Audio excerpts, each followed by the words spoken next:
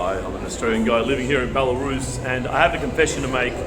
I did work part-time as a dating coach and marriage coach in Australia for several years actually, and I thought I'd retired from this, but a few guys here in Belarus got wind of this and offered me money to work with them, so I took it, and now I've got 3 guys that I'm working with here in Belarus in that space. They're all foreign guys, of course, and I'm noticing some patterns straight away. Not just with these 3 guys, but with a lot of foreign guys here. And guys are making one chronic mistake. One very bad mistake in how they're choosing girls here. And it's leading to short-term relationships that break up in spectacular fashion. It's leading to unwanted pregnancies. It's leading to very dysfunctional relationships. And the more dysfunctional relationships you have, the more scarring that accumulates on top of you as well, right? So what is this one thing? As a guy, and as a girl too, but as a guy in this context, you want certain things in a wife and the mother of your children, right? Now, these things are a bit different to girls that you're just dating or girls that are your girlfriend. It's a very different objective, and typically what guys do is they go very looks heavy. They really almost sacrifice everything else just to get the most hotted up and sexualized girl that they can to satisfy their most primal urges. Now, as men, this is very natural for us to go for the most desirable, physically desirable girl that we can. But there's a problem with this. If you are very looks orientated, so if looks are very important to you, what you find is that you get sick of a girl pretty quickly in terms of her physical appearance. You lose sexual desire for that girl quite quickly. So for example, in a relationship, this kind of guy loses sexual desire, loses sexual interest for the girl. Even if the girl is stunningly beautiful, still in great shape, she hasn't aged badly, nothing like that. But within anywhere from 1 month, maybe 2 years, he can lose all of his desire for her. So picking a girl based on appearance is an absolutely ridiculous strategy, because what often happens is that the more attractive the girl is, or the more sexualized, the more desirable that she is, the more the guys will kind of ignore the red flags, right? The obvious things that he kind of knows. He'll just kind of overlook that because she's quote unquote hot. And of course, once you're sleeping together, hanging out together, those bonding hormones kick in. And unfortunately, because you've chosen the girl almost entirely on her appearance, once these bonding hormones kind of wear off, and once the novelty of a new woman kind of wears off, what's left? Well, what's left is a big surprise for you. And I say surprise because you haven't vetted her properly. You haven't paid attention to her other attributes. You haven't put enough weight on those big, nasty red flags that she showed you right at the start, but you ignored because you were too horny. 6 months later, maybe 2 years later, you're bored, you want out, she turns out she's crazy, and you leave. And then within a couple of months, you're in the same situation again. So what I want you to do is think about, what do you want in a wife? What do you want in a wife in 10 years' time, in 20 years' time? What do you want? What qualities do you want? And look for those first. They're your first priority.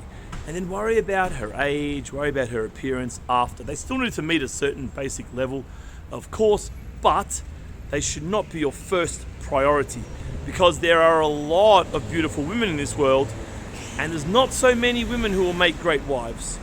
So do think a little bit from your own life. When I'm talking about this, think about other guys that you have seen as well, and you'll know what I'm saying is true. If you want some help meeting girls here in Belarus and help screening girls who will be appropriate for marriage, children, and family life, then we need to speak. Head to my website, marriedinminsk.com, and we can talk some more there. Okay, we have some bonus footage for you. That video was a little bit shorter than I had anticipated, so what I'm going to do is just go on a little bit of a stroll and allow you to see the sights of Minsk, in particular today, near my university. That's my university here, which I don't recommend you go to. It's incredibly overpriced. But if you want to know more about that and where you should go, do hit me up on my website, marriedinminsk.com. Now that I've lived here for a year, I understand all the visa options fully and understand the pros and cons and how to obtain each one. But when I came here, I was a rookie, and I just clicked on the first link I saw on the search engine and ended up here. paying way too much in tuition fees. So I'll just head for a little bit of a hike today. Headed towards, you can see that building there, that's Victory Square Monument. You can see a big TV tower there. So what I'll do is I'll walk down here and I'll maybe go down into the metro and maybe come back up and walk north just for a little bit. Let you guys take in little parts of Minsk. So this is a good area to live. I would recommend living near here. I live within a block of here, and I do that strategically because Kamarovka Market is around 10 or 15 minutes walk to the north, where there's lots of all of your market needs, right? And then it's still about 15 minutes walk down to Nemiga and to the centre proper, although this is the centre strictly speaking. But centre is kind of another metro stop to the left of where we are now, which would be to the south. So we're walking westwards just at the minute. So I would recommend living around here. A lot of guys live in Nemiga. And then as you become more permanent, you might live maybe up near Dana Mall or even a bit more north of there. But typically I would say this is the best spot if you want to live here permanently, be stable for a period of time, eat well. If you don't want the market, you don't care about meat and vegetables and nuts and baklava and all this delicious stuff, then don't worry about it. Just live in near Nemiga or Zavitskaya, kind of near the centre there.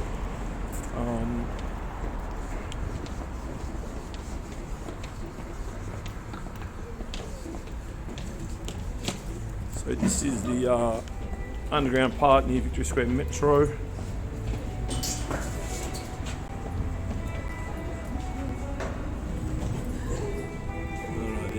Stack. I know they're back on again. And away they go. They were I thought they were trying to ride it down the stairs there for a moment. It was quite funny. You often get a busker underneath here. What I'll do, I'll just show you the busker. I'll actually turn around because I think it's a more eventful walk on the other side. So I'll go back up and I'll head north along Prospect Nezavizi Mosti. Just for 5 minutes or so. What I'm doing at the moment is I'm taking a lot of this footage, and if you notice that my video is more than about kind of 12 minutes long, then you know that I've got like a core part of the video, like I did today. And then I just add another anywhere from kind of 12 minutes to as long as 35 minutes. I made one of them. And I just have a bit of a chat about stuff. Whatever's on my mind, whatever's been happening lately, and just show you what's around as I walk around. Here is Berserker, very famous Italian restaurant. Here on the corner, see right on the intersection here, this is quite iconic. If you've ever seen any footage linked to Lee Harvey Oswald, you'll probably know these red letters above here. There's a famous photo linked to him, and indeed he lived just in that block there.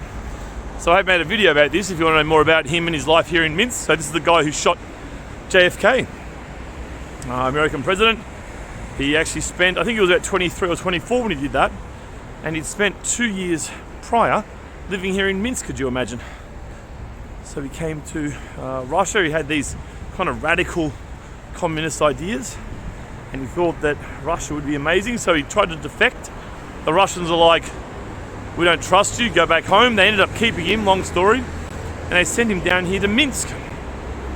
And he came here, he got a Belarusian wife, knocked her up pretty quickly, as they tend to do in this part of the world, and decided he was bored here, and he went back to America. But it's hard to know, what the truth is with this stuff.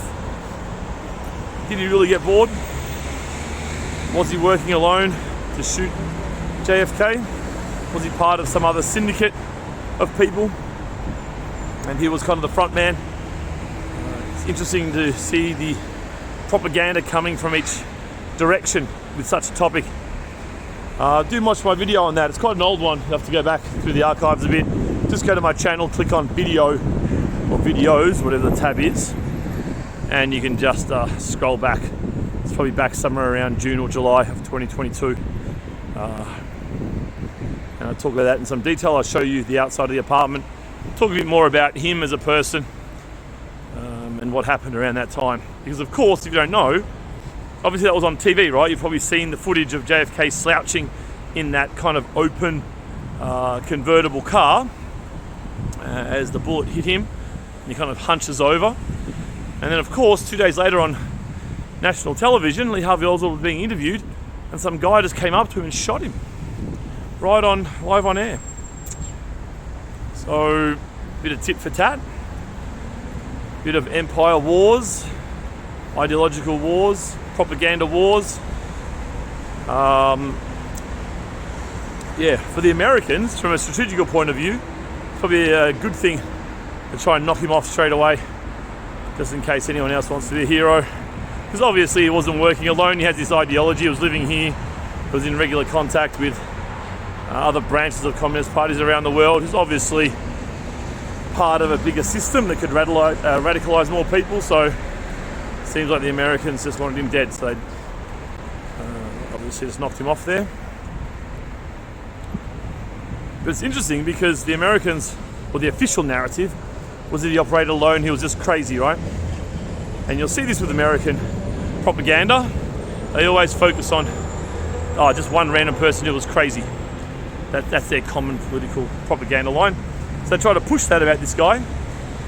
But of course, later it came out in some detail that he was, of course, part of a bigger cell with the same kind of communist ideology. But the Americans didn't want, when I say Americans, I mean American government / elite, CIA, etc.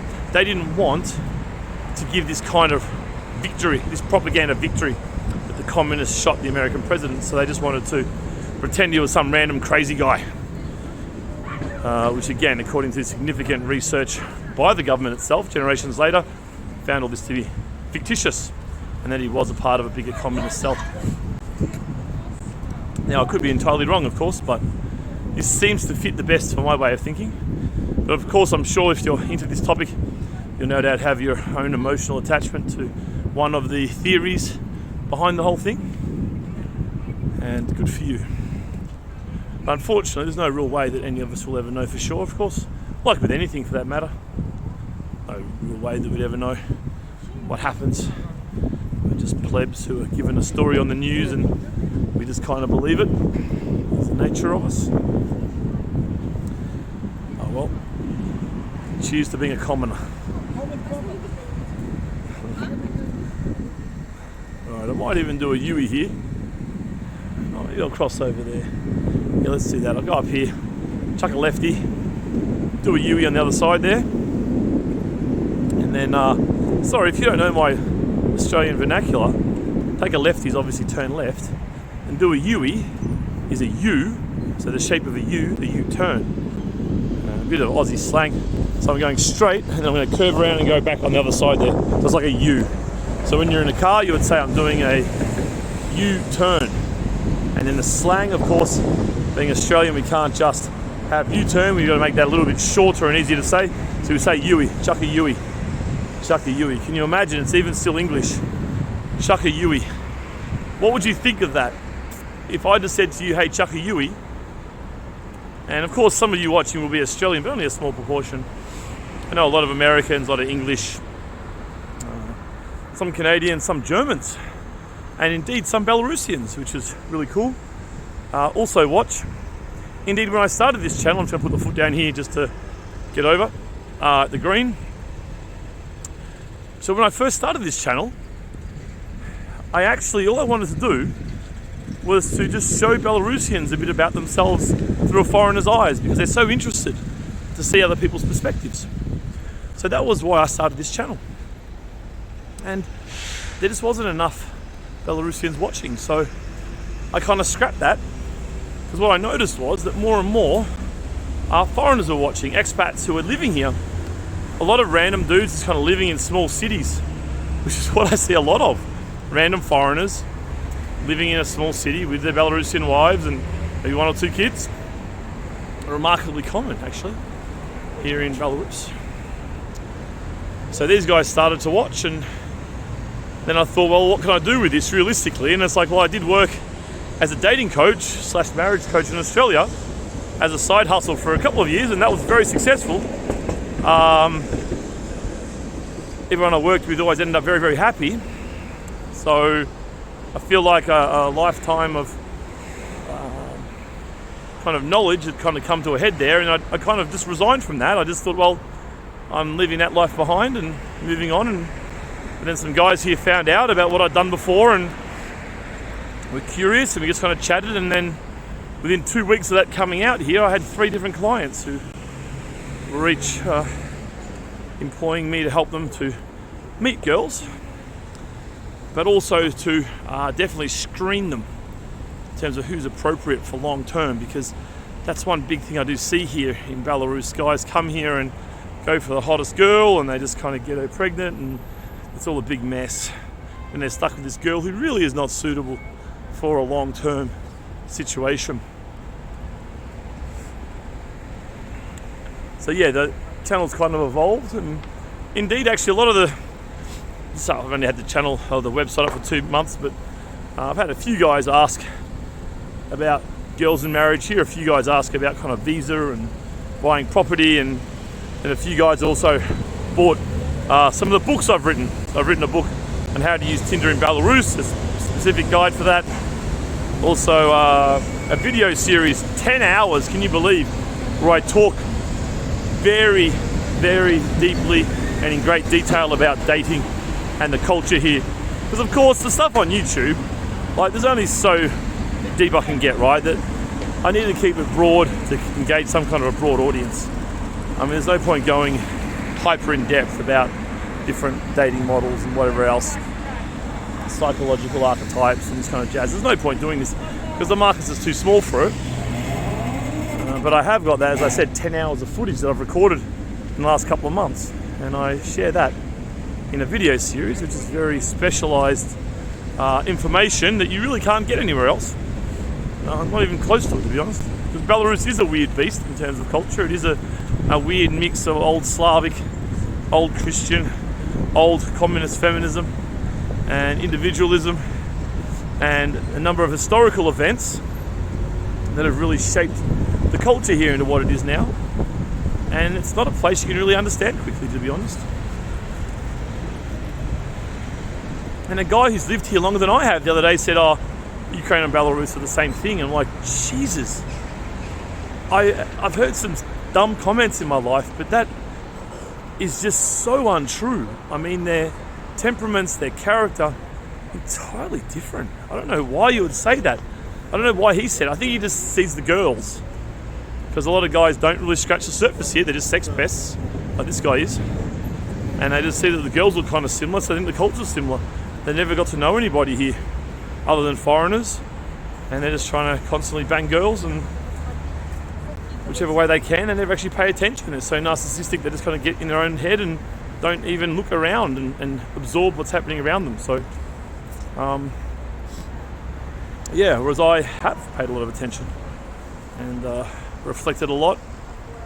I've been a bit of a cultural detective since I've been here. But sometimes I wonder if I've even scratched the surface, despite knowing many, many local people and having these kind of conversations with them as well. But of course I'm limited to who can speak English. This is obviously a limitation. I can speak probably intermediate Russian, but this is not very good for very intricate, detailed conversations, I can get around and do stuff, whatever, it's fine. But when it comes to really deep conversations with complex concepts that really need precise and detailed language, I simply just don't have this.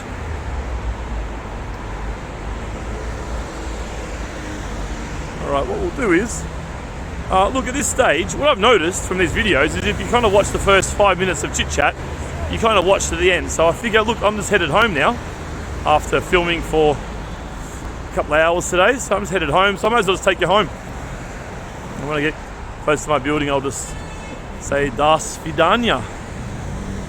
Das Vidanya. How was your Russian anyway? Can you speak some? Speak none? How do you learn? I'd be curious to hear. Because it is a tricky language, the grammar is tricky. The many layers of grammar and integrated grammar is really quite a nightmare. I mean, you don't have to obviously be perfect with the grammar to get your point across in most situations, but yeah, the more errors you make in one sentence, there's an accumulative effect. It becomes harder and harder to understand you. Same with in English. I mean, you probably know, or your mother tongue, people who are trying to speak your language, but are kind of broken in the way they speak it. You can still kind of understand what they mean, but you kind of just don't have a huge amount of respect for them, you know, because they can't speak it properly. It's a subconscious thing. It's not a deliberate, malicious kind of thing. It's just a bit of a subconscious thing. You don't respect them as much.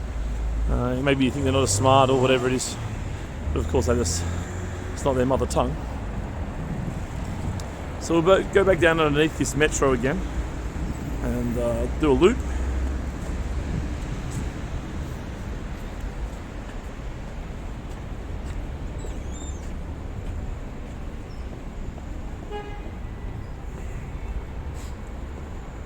I'll walk on the opposite side of the road to show you something new, because I've done a couple of videos walking on this side of the road.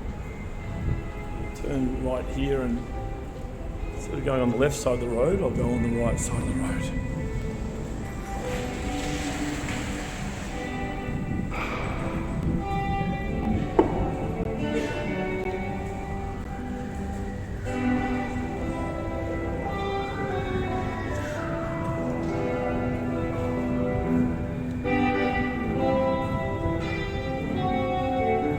Sounds like what's that song? Ah, yeah. I just called to say I love you. Who sang that? Was it Lionel Richie? This is an 80s song. I just called to say I love you. I reckon it might be Lionel Richie, maybe Billy Ocean. And there's Nail. If you know who sings that song, let me know. It is kind of weird when you're in a country which kind of has a language that was forced upon it. In Russian, they have a Belarusian language, but no one really knows it. They're trying to learn English. They've got their own culture, and they've got a little influence from Russia, a little bit from Europe. And then you walk past and you hear this kind of 80s pop song. Some old guy who, I didn't pay attention, but I guess in his 50s or 60s, playing some 80s love song from America. It's a peculiar thing.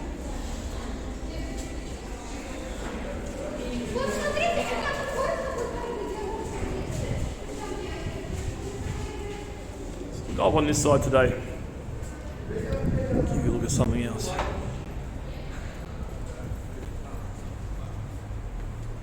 You always know when you see that red M, that little sign there, the red M. You always know that it's a metro station. If you're a bit lost and you see one of those, at least you can get into the metro system, and once you're on a line somewhere, it's easy to get around. There's only 3 lines. 2 larger lines, red and blue, and another smaller one, a green one that they're extending south at the moment through Minsk World. Rather large development in the city south, not that far from the city centre. My buddy just bought a house, or apartment there.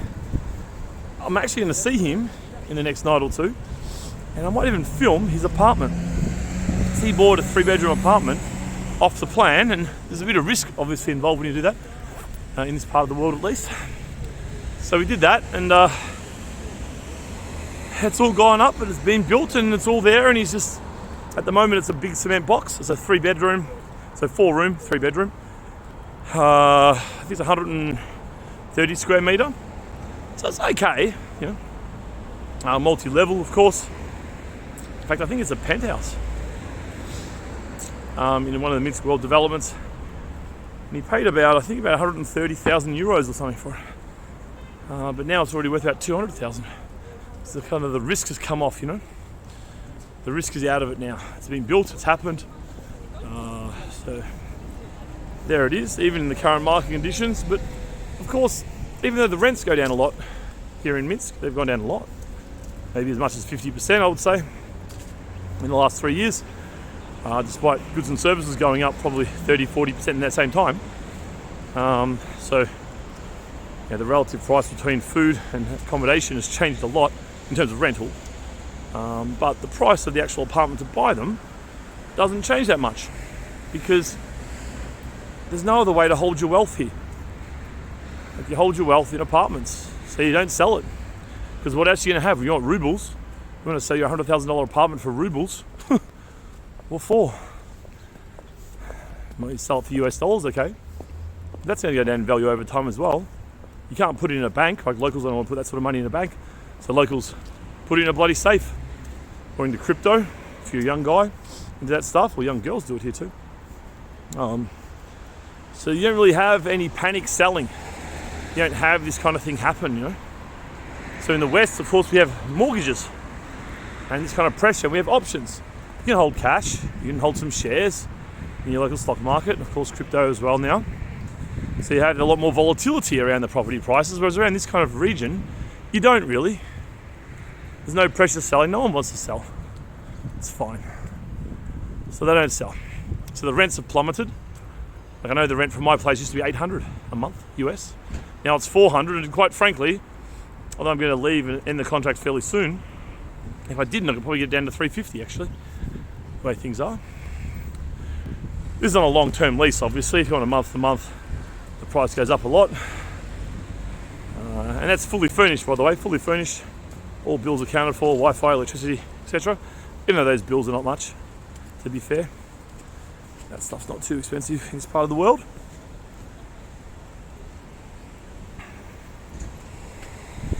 There's a big development here, my goodness. This whole block. I can't imagine how many apartments can be put up there.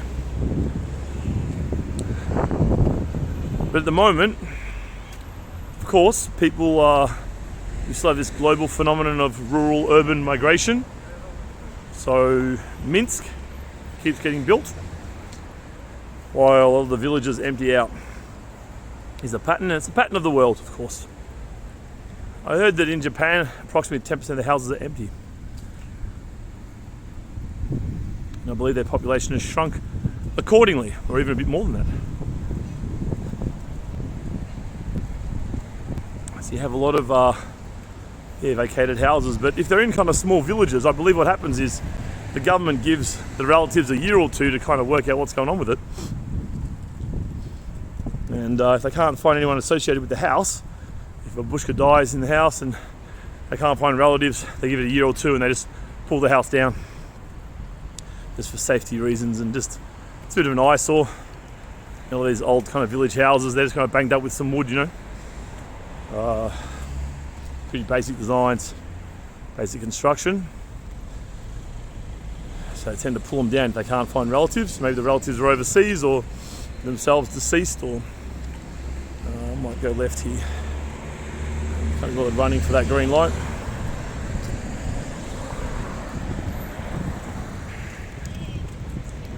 That's where we've come from.